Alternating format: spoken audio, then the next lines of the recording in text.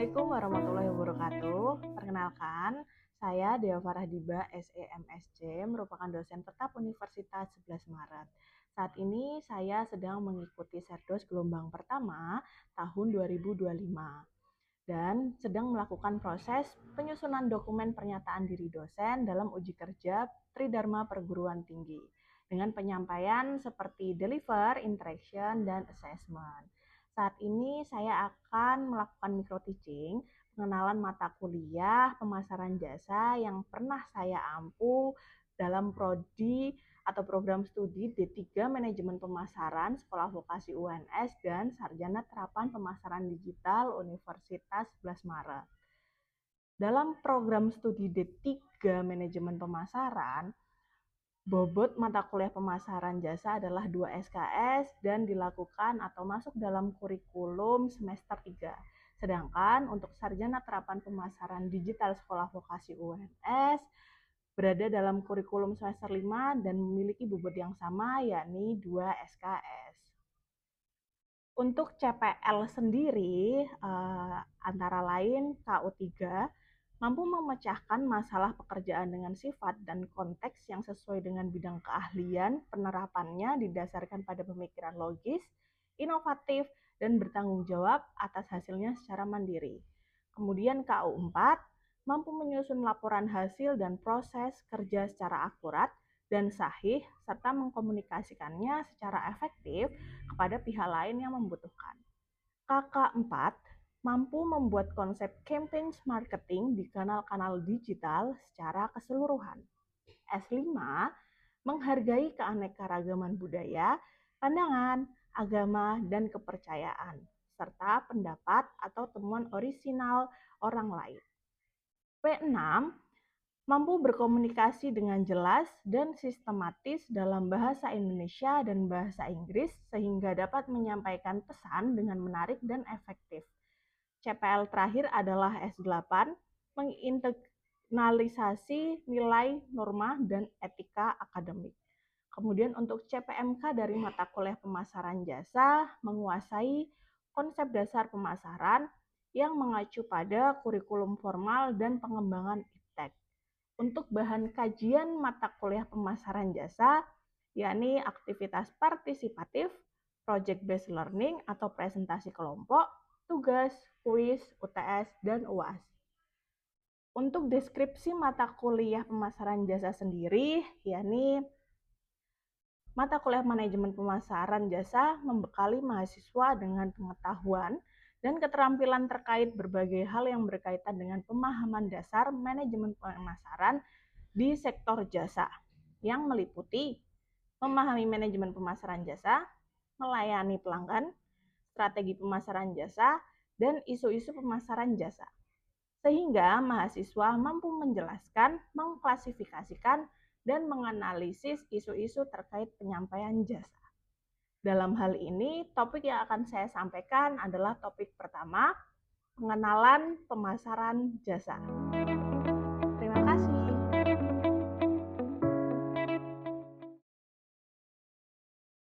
Oke, Assalamualaikum warahmatullahi wabarakatuh. Selamat pagi semuanya. Pagi, Bu. Terima kasih atas kehadirannya di kelas pertama mata kuliah Strategi Marketing. Selamat datang juga di program studi Sarjana Terapan Pemasaran Digital di semester 5. Tentunya di sini kalian akan mempelajari salah satunya mata kuliah Strategi Marketing atau pemasaran jasa. Perkenalan terlebih dahulu, nama saya Dea Farahdiba, dosen pengampu mata kuliah ini yang akan bersama kalian dalam satu semester. Selanjutnya, saya akan menjelaskan mengenai teaching method atau scheduling selama 16 pertemuan di semester ini ngapain aja. Pertemuan pertama, kita akan memperkenalkan dahulu kenapa sih harus mempelajari pemasaran jasa. Kedua, topik yang akan kalian dapatkan adalah pengenalan mengenai pemasaran jasa tentunya, kemudian perilaku konsumen di konteks jasa, kemudian positioning services, ada yang sudah tahu ya kalau di pemasaran itu ada segmenting, targeting, dan positioning. Kemudian ada developing service products and brand, mengenal tentang harga juga di jasa itu juga ada, dan juga mempromosikan kalau produknya itu bentuknya jasa seperti apa. Dan tentunya ada sesi ketika kalian ujian tengah semester atau yang sering dikenal UTS, gitu ya.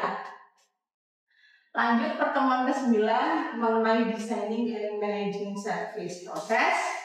Yang ke-10 balancing demand. Pertemuan ke-11 atau sesi ke-11 itu ada crafting the service environment. Pertemuan 12 ada managing people, 13 managing relationship and building loyalty. Pertemuan ke-14 improving service quality. Pertemuan ke-15 building a world-class service organization. Jadi maksudnya di pertemuan 15 ini nggak cuma di lokalin Indonesia aja kan mempelajari terkait dengan jasa, tapi juga jasa untuk di abroad atau luar negeri. Dan yang pertemuan ke-16 ada final exam atau ujian akhir semester. Nah, untuk bobot penilaian di mata kuliah ini ada UTS atau minimum dia umurnya 25%. Kemudian UAS-nya atau minimum exam-nya 25%. Dan tentunya ada penugasan di grup. Jadi nanti di dalam kelas kalian bikin grup untuk mengerjakan sebuah tugas yang akan saya berikan. Itu bobotnya 30%, lebih banyak. Karena masuknya vokasi ya kita. Terus ada partisipasi dan diskusi. Jadi setiap kelas kalian harus aktif, setiap sesi gitu harus aktif, dan itu masuk ke bobot penilaian 20%. Sampai sini dipahami dan dimengerti? Oke. Kita lanjut ke modul overview atau bacaan yang perlu kalian download atau kalian beli ya. Bukunya bentuknya seperti ini. Pengarangnya dari Rich Joseph and Lovelock Christopher tahun 2018. Di toko buku banyak, tapi juga bisa di-download ya, buku digital itu. Oke. Setelah melakukan pengenalan, kita masuk ke materi. Materi ini pertemuan pertama untuk pengenalan pemasaran jasa. Nah, kenapa sih teman-teman di sini atau adik-adik di sini harus mempelajari jasa atau layanan ya yang sering kalian istilahnya kalian sering pakai transportasi umum tapi yang berbayar dan bisa dilakukan atau dipesan melalui aplikasi yang di era digital saat ini. Nah, ternyata jasa itu mendominasi perekonomian di banyak negara dan pertumbuhannya itu sangat cepat. Ada lagi kalau mempelajari jasa dan pelayanan, dia itu mempengaruhi sektor perekonomian di kalangan manapun, baik itu di negara maju atau di negara berkembang. Kemudian ada sebagian besar kerjaan baru dihasilkan dari sektor jasa. Dan area pertumbuhan terkuat untuk pemasaran itu ada di jasa juga. Nah, highlightnya untuk yang slide ini itu memahami jasa atau layanan akan menawarkan keunggulan kompetitif pribadi. Jadi kalian itu sebagai contoh ya, contoh aja. Kalian di era sekarang pasti banyak transportasi umum yang online. Itu bentuknya mobil, motor, atau bajai. Itu juga bisa dipesan melalui aplikasi online. Nah, itu kan masuk ke sektor jasa ya. Indonesia negaranya berkembang. Nah, makanya sektor jasa itu juga masuk ke pertumbuhan yang sangat cepat di Indonesia, negara berkembang ini. Lanjut, definisi dari pemasaran jasa. Nah, pemasaran jasa itu suatu tindakan atau manfaat yang ditawarkan oleh suatu pihak pada pihak lain yang pada dasarnya tidak berwujud dan tidak mengakibatkan perpindahan kepemilikan. Ini katanya Kotler, Bapak Pemasaran Dunia atau Marketing Dunia, di bukunya tahun 2022. Ya betul, 2022 ini penjelasannya. Nah, kalian di semester 1 lalu belajar terkait dengan basic marketing. Di sini ada yang tahu perbedaan yang perlu di-highlight, marketing dasar dan juga service marketing. Siapa yang mau menjelaskan? Saya Bu. Jadi sebelumnya perkenalkan, nama saya Hafiz Farezi dengan NIM V8424008. Untuk perbedaan sendiri dari marketing jasa dan marketing pemasaran jasa. Itu kalau marketing biasa itu lebih berfokus kepada value atau nilai, dan untuk pemasaran jasa itu lebih ke experience atau pengalaman. Oke, terima kasih Mas Dani, jawabannya tepat sekali. Jadi untuk perbedaan atau yang perlu di highlight ya dari marketing basic atau marketing dasar dengan pemasaran jasa, yang membedakan adalah kalau marketing basic yaitu value, karena kita seorang marketer atau pemasar harus bisa menghantarkan nilai ke calon pelanggan, calon konsumen, atau sasaran target kita, segmen kita. Dan kalau pemasaran jasa itu experience-nya atau pengalaman, karena jasa sendiri memiliki karakteristik yang berbeda dengan produk jadi. Nah, untuk mengetahui karakter jasa atau karakter dari pemasaran jasa, kita bisa lihat dari slide yang ada di sini. Kalau karakter pemasaran jasa itu dia tidak berwujud atau intangible. Jadi pengertiannya ya, jasa tidak dapat dilihat, diraba, dicium, didengar atau dirasakan sebelum dibeli dan dikonsumsi. Sebagai contoh, ada yang pernah datang ke tempat kayak kolam renang yang umum gitu, pernah beli tiketnya, pernah juga menceritakan ke halayak apa temannya. Berarti pengalaman yang kalian punya. Kalau renangnya nggak dibawa ke rumah kan? Nah, itu sebagai contoh aja. Tempat fantasi gitu ya, kalian datang misalnya ke Universal di Singapura, pengalaman yang kalian bisa ceritakan ke orang-orang. Tapi kalau beli sampo, beli sabun, bisa kalian bawa pulang, karena itu bentuk kepemilikan yang memberikan produk dan jasa atau layanan. Jadi seorang marketer harus punya strategi bagaimana memasarkan produk yang jadi dan produk yang berbentuk dengan layanan, karena memiliki karakter tersendiri. Nah, karakter pemasaran jasa atau karakter jasa yang kedua, yaitu tidak menyebabkan perpindahan kepemilikan. Nah, sebagai definisinya, kepemilikan atas jasa itu tidak berpindah dari penyedia jasa kepada pelanggannya. Contohnya kayak kalian kalau naik kereta jarak jauh, kalian nggak bisa bawa pulang keretanya, tapi pengalaman kalian naik kereta dengan bukti tiket. Kan kereta ada kelas-kelasnya ya, siapa tahu temennya tanya, ada yang nggak pernah naik compartment, ada yang pernah naik luxury, dibuktikan dengan tiket. Jadi bukan membawa pulang kereta. Kemudian karakter yang terakhir, terikat atau tidak terikat produk fisik. Nah, penjelasannya jasa itu bisa jadi terkait dengan produk fisik. Misalnya jasa perbaikan mobil.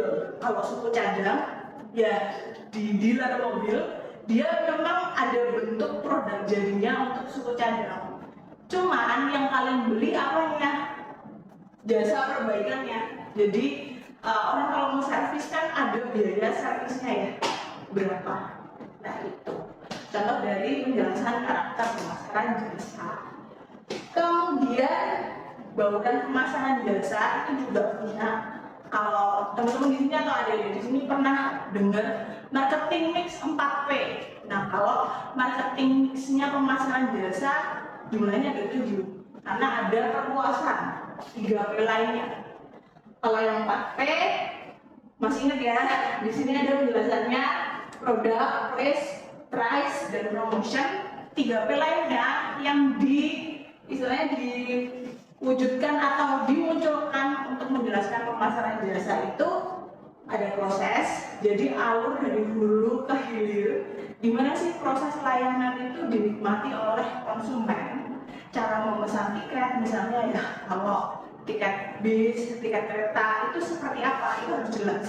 Kemudian physical environment atau bukti fisik, ada loket buat beli tiketnya enggak? Nah, kemudian people, kalau jasa nggak ada orang yang beli, jadi nggak laku. Jadi memang kenapa disertai tambahan 7P yang terakhir itu adalah people, karena harus ada orang yang membeli untuk menciptakan sebuah pengalaman itu. Kemudian ini masuk ke sesi quiz time. Ada 3 pertanyaan. Yang pertama adalah, apa sih pentingnya mempelajari pemasaran jasa? Siapa yang mau jawab nanti bisa angkat tangan. Pertanyaan kedua adalah apa definisi pemasaran? Pemasarannya ini maksudnya di dalam pemasaran jasa ya. Kemudian apa saja perluasan bauran pemasaran terkini di jasa? Ada yang mau jawab? Silakan nanti angkat tangan. Saya Bu, perkenalkan nama saya Sosok Galivia dengan NIM 842456. Izin menjawab, kenapa kita harus mempelajari jasa dan atau layanan? Itu karena sekarang tuh jasa udah mendominasi perekonomian di banyak negara dan juga udah tumbuh dengan cepat. Terima kasih. Saya ingin jawab pertanyaan yang kedua, Bu. Perkenalkan nama saya Afifah Eka Salha dengan NIM 842402. Jadi definisi pemasaran yaitu suatu tindakan atau manfaat yang ditawarkan oleh suatu pihak kepada pihak lain yang pada dasarnya tidak berwujud dan tidak mengakibatkan perpindahan kepemilikan. Saya izin menjawab, Bu. Perkenalkan nama saya Faisal Muzaffar dengan NIM 84244032. Untuk bauran pemasaran jasa, yang di pemasaran tradisional terdapat produk, price, sama promotion. Kemudian untuk pemasaran yang diperluas untuk layanan ada proses, physical environment, and people. Mungkin itu, Bu. Oke, untuk pertanyaan pertama tadi sudah dijawab oleh Mbak Caca. Nah, jadi apa sih pentingnya mempelajari pemasaran jasa? Tadi sudah saya ulas di slide yang pertama. Memang jasa itu mendominasi ya pertumbuhan yang sangat cepat di setiap negara. Baik itu negaranya berkembang atau maju. Jadi setiap negara itu nggak cuma dia menghasilkan produk yang jadi untuk dijual, tapi jasa itu juga bisa. Oke, lanjut untuk jawaban dari pertanyaan kedua, apa definisi pemasaran di pemasaran jasa yang sudah dijawab oleh Mbak Ina.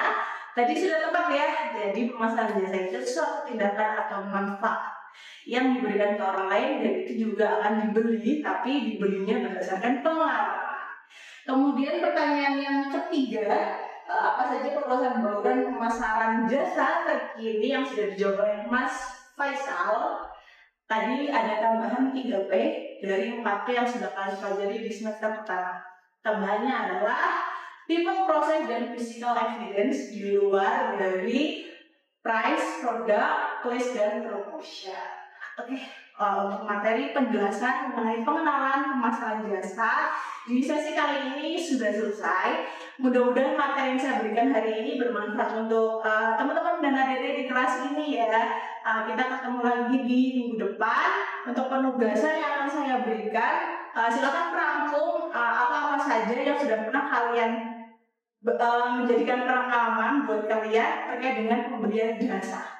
Baik itu misalkan order Gojek, pengalaman seperti apa, cara pemesanan dan cara check out jasa itu bagaimana. Pertemuan kedua silakan dikumpulkan di kertas folio bergaris dan nanti tugasnya kalian tulis menggunakan tulisan tangan. Biar saya tahu kalian menulisnya rapi atau enggak. Gitu ya, sekian dari saya. Assalamualaikum warahmatullahi wabarakatuh.